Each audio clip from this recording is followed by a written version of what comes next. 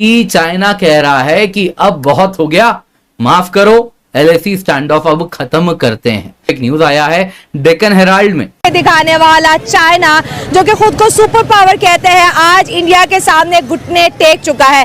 एक बहुत बड़ी खबर आपके साथ शेयर करने जा रहे हैं। इंडिया और चाइना के बीच जो लाइन ऑफ एक्चुअल कंट्रोल है एलएसी पर, दोनों कंट्रीज ने यह फैसला किया है कि वो अपनी अपनी आर्मीज को पीछे हटाएंगी।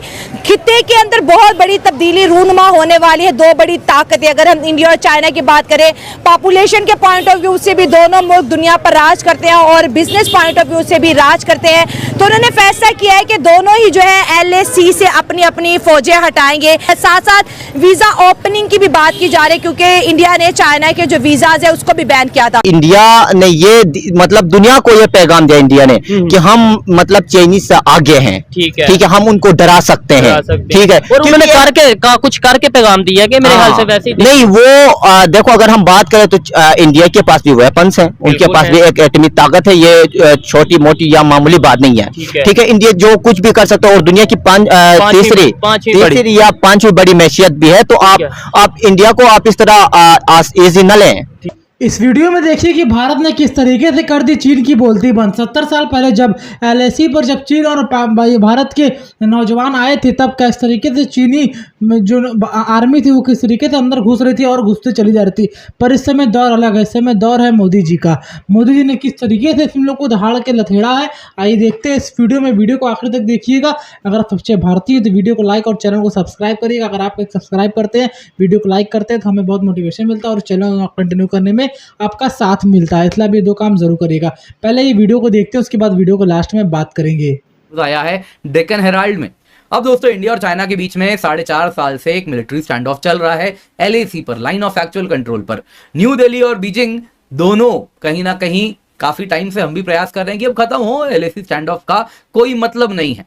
लेकिन दोस्तों, ऐसा न्यूज आ रहा है कि अगर आप देखें तो वैसे तो इतने इलाकों में आपको तो इन टोटल आपको स्टैंड ऑफ देखने मिलता था, जिसमें गालवान था, पैंगोंग सो था, हॉट स्प्रिंग्स था, हॉट स्प्रिंग्स के ही पास गोगरा करके इलाका है, वहां भी था, दीपसांग प्लेन था, डेमचौक था। अब दोस्तों, इसमें गालवान, पैंगोंग सो, हॉट स्प्रिंग्स, गोगरा में तो फौज पीछे आ चुकी है। आज फौज केवल इन दो इलाके में बैठी है, एक है डेमचौक, दूसरा है दीपसांग प्लेन्स। तो न्यूज ये आ रहा है, डेक्कन हेराल्ड का कहना है कि इन दोनों जगहों से भी अब फौज पीछे हट जाएगी, यानी चाइना तैयार है स्टेटस को एंटी के लिए, जो भारत की डिमांड थी। 2020 के बाद इंडिया और चाइना के ताल्लुकात बड़े खराब रहे। इंडिया ने चाइना के वीजा भी बंद किए थे, डायरेक्ट इन्वेस्टमेंट भी बंद की। एक और बड़ी खबर है जिससे हमारी जमीन थर थर कांप रही है कि अब इंडिया कह रहा है कि चाइना डायरेक्ट इन्वेस्टमेंट भी कर सकता है इंडिया में। बिल्कुल, फिर एफडीआई तो आएगी, फॉरेन डायरेक्ट इन्वेस्टमेंट आएगी, लोगों को रोजगार मिलेंगे, उनकी जीडीपी बेहतर होगी। और पहले भी जिस तरह से वो लोग तरक्की कर रहे हैं हर मैदान में, तो आप इंडिया की बात कर रहे हैं? बिल्कुल, अच्छा। इंडिया हमसे तो बहुत आगे जा चुका है। तो अब तो उनके एक अंबानी की जो वर्थ है वो हमारे पूरे बजट से ज़्यादा है। कि चाइना हमारा बेहतरीन दोस्त है, शहर से मीठा, पहाड़ से ऊंचा। और मैं जहाँ जहाँ लाहौर से गुजरती हूँ, हर जगह चीन और पाकिस्तान का झंडा जो है नजर आता है। इतनी रोड्स, इतने पुल, इतने एरियाज हमने उनके नाम कर दिए हैं। अगर वो हमारा दोस्त है तो हमसे पूछे बगैर वो इंडिया के साथ ताल्लुकात बेहतर कर रहा है। रशिया जो है इंडिया और चाइना की दोस्तियाँ करवा रहा है, और हम तो ना 3 मेरे ना 13 मेरे। तो वो हमारे प्राइम मिनिस्टर साहब ने कहा था ना कि beggars can not be choosers. तो एक तो हमारी इकोनॉमिक वर्थ इतनी एक है कि हमसे मशवरे कौन करेगा। ठीक हो गया। और बाकी दूसरी बात ये कि हर मुल्क जो है वो अपने इंटरेस्ट पे खेल रहा है, अपने इंटरेस्ट के भी यहाँ पे फ्रेंडशिप्स कर रहा है। हम वाहिद कौम है जो किसी और कंट्रीज़ को राज़ी करने के लिए अपनी फॉरेन पॉलिसी सेट करते हैं, और इवेंचुअली क्या होता है कि हम लोन्स पे सर्वाइव कर रहे हैं। जो इंडिया ने उनके साथ ये मुज़ाकरात किए, चाहे वो रशिया के थ्रू या किसी के भी थ्रू, ये खुद मुख्तियार मुल्क की जो है ये क्वालिटी होती है। अच्छा। अमेरिका ने पिछले कई अरसे से इंडिया को सपोर्ट सिर्फ इसीलिए किया कि वो चाइना के खिलाफ इस्तेमाल करे। बिल्कुल एग्री। मगर आज इंडिया जो है वो अपने आवाम के, अपने मुल्क के मफादात को देख रहे हैं और चाइना अपने मफादात को देख रहे हैं। वो दोनों जो अपने फौज है वो बॉर्डर से हटा रहे हैं। मैं समझता हूँ कि हमें भी एज ए पाकिस्तानी हमें इसी तरह सोचना चाहिए कि जो हमारे मुल्क के मफादात में हो, जो हमारे हमसाया ममालिक हो, उनके साथ ताल्लुकात बेहतर कर ले। इंडिया ने ये मतलब दुनिया को ये पैगाम दिया इंडिया ने कि हम मतलब चाइनीज से आगे हैं। ठीक है, ठीक है, हम उनको डरा सकते हैं। ठीक है, और उन्होंने कुछ करके पैगाम दिया है कि मेरे ख्याल से वैसे ही नहीं वो देखो अगर हम बात करें तो इंडिया के पास भी वेपन्स हैं, उनके पास भी एक एटॉमिक ताकत है, ये छोटी मोटी या मामूली बात नहीं है। ठीक है, इंडिया जो कुछ भी कर सकता है और दुनिया की तीसरी या पांचवी बड़ी मैशियत भी है, तो आप इंडिया को आप इस तरह इजी न लें। ठीक है, अगर हम देखें तो पाकिस्तान और इंडिया के जो हैं, तो पाकिस्तान भी एज एटमी जो कुव्वत के पावर है, लेकिन जब इंडिया की बात करें तो वो तो एक बड़ी मैशियत है। बड़ी मैशियत है। अभी मैं पाकिस्तान की तरफ ही आने लगा था कि चाइना वाले जैसे डरे नजर आ रहे थे। कल को अगर हमारा सामना होता है इंडिया के साथ, जो कि मैं नहीं चाहता कि ऐसा हो, लेकिन अगर होता है तो फिर हम क्या रिस्पॉन्स करेंगे, क्या रिएक्शन होगा हमारा? नहीं, हमारा तो रिस्पांस तो हम तो 1947 से लड़ते आ रहे हैं उनके महाजू के ऊपर। ठीक है, आज भी। और इसके अलावा जो है अभी लंदन का जो वाकया जो पेश आया पाकिस्तान के अंदर, तो इसी तरह अभी लंदन का वाकया तो पेश आया, नो डाउट, लेकिन 1971 में भी जो वाकया पेश आया, हमने एक पकड़ा, उन्होंने मतलब अभी लंदन हम भूल नहीं रहे कि हमने जी उनका एक फौजी पकड़ लिया, उनका एक पायलट पकड़ लिया, उनका ये पकड़ लिया, लेकिन जो उन्होंने हमारे तकरीबन 93,000 के करीब, कुछ 80,000 कहते हैं, कुछ 93 कहते हैं, जो उन्होंने हमारे फौजी पकड़े। जी ईस्ट बांग्लादेश का जो वाकया है उसके ऊपर देखो, रिसेंटली एक बयान भी आया था हमारे जो साबिक आर्मी चीफ थे जनरल कमर जावेद बाजवा का, कि ये था पॉलिटिकल इशू था। पॉलिटिकल इशू जो हम हार गए वो पॉलिटिकल इशू नहीं, हम तो नहीं हारे थे। देखो ये एक ये मजबूरी थी उसमें भी, क्योंकि जो मुजीबुर रहमान साहब थे उन्होंने ज्यादा वोट तो हासिल उन्होंने किए थे, अगर आप हिस्ट्री को पढ़े। ठीक है, तो इसमें जो था वहाँ जो मुजीबुर रहमान साहब को खुद बनना चाहिए था उस टाइम पे वजीर आजम पाकिस्तान का, पूरे पाकिस्तान का, मशरिकी हो या बांग्लादेश हो। ठीक है, क्योंकि उसने सीट ज्यादा लिए थे, लेकिन जुल्फिकार अली भुट्टो नहीं चाहते थे, वो चाहते थे कि नहीं, तो इसी वजह से वो बेसिकली था अभी पॉलिटिकल, लेकिन वहां पे भी फौज को ही सामना करना पड़ा, क्योंकि इतनी ज्यादा फौज को तो हम नहीं मरवा सकते थे। तो बिलाखल हमारे पास ये हमारा ये मौकिफ था कि हमें सिलेंडर करना पड़ा उनके सामने। ठीक है, उनके सामने। खैर वो तो एक तारीख है, वो जो भी उसके किसी की कोई राय है, किसी की कोई राय है। तो यहाँ पर एग्रेशन इतना है कि आए दिन पाकिस्तान जो है इंडिया को धमकी देता है कि हम जंग कर देंगे, उधर से उनकी तरफ से आता है कि भाई घर में घुस के मारेंगे।